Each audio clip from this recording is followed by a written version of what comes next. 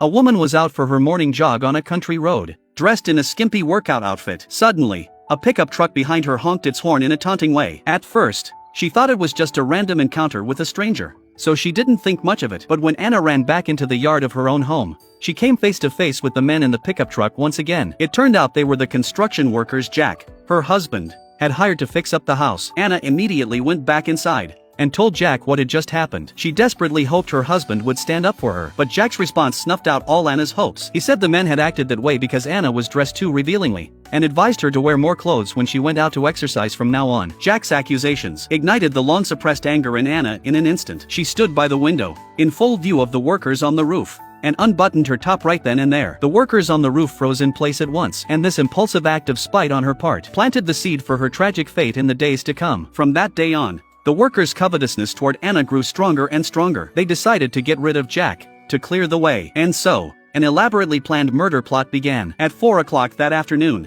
Jack drove his luxury car into town. He had been checking his phone the whole time he was driving, and didn't notice the car in front of him, barely avoiding a crash. Fortunately, he slammed on the brakes and averted disaster. Jack looked closely and saw that the car was carrying the construction workers he'd hired to repair the house. After the two parties exchanged warm greetings, the driver of the car in front gestured for Jack to pass. Jack pressed on the gas and sped up. As he overtook them, he waved politely at the workers to express his thanks. But no sooner had he passed their vehicle than a lumber truck with a load of wood hanging from a crane appeared in front of Jack. In this split second of crisis, Jack relied on his lightning-fast reflexes to narrowly escape. Unbeknownst to him, this had been a deliberate murder plot hatched by the workers out of jealousy. After their first plan failed, to prevent Jack from becoming suspicious, the worker Carl went out of his way to find him and apologize. Jack didn't think twice and accepted the apology graciously. Just then, Anna walked over. Carl put on a show of exchanging warm pleasantries with her, and acted like a perfect gentleman. Anna and Jack thought the matter was over and done with. They never imagined that Carl and the other workers were hatching another evil plan. Those days,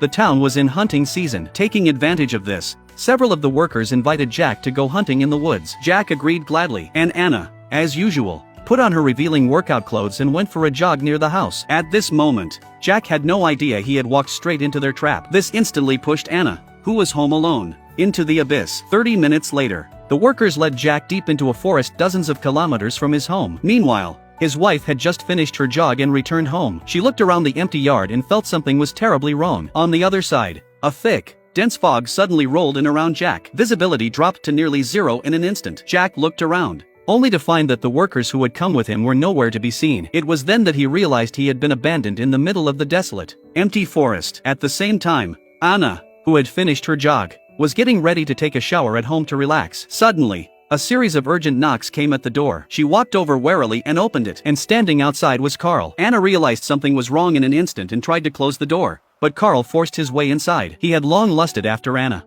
and the moment he stepped in, he pinned her against the wall. His hands roamed all over Anna's body, and at that moment, Jack was still stranded in the forest dozens of kilometers away. In the end, the poor Anna was assaulted by Carl. Meanwhile, Jack finally made it to a main road. He luckily flagged down a passing car for a ride. 30 minutes later, Jack rushed back home. He told his wife exhaustedly that the workers had abandoned him in the forest, and then said he was going to fire all of them on the spot. Hearing this, Anna swallowed down all her humiliation in pain. She didn't tell Jack what had happened to her. She only begged him tremblingly to fire those workers as soon as possible. The next day, when the workers came to work as usual, Jack called Carl into the house at once. He fired all of them on the grounds that their work was progressing too slowly, and settled all the remaining wages for the workers in full. Finally, he returned the hunting rifle Carl had given him as a gift. Jack and Anna thought this terrible matter was finally completely over, but the two of them had underestimated the viciousness and madness of these workers. That night, the workers launched their revenge. They drove their pickup truck straight into Anna's yard, but Anna's front door was locked tight,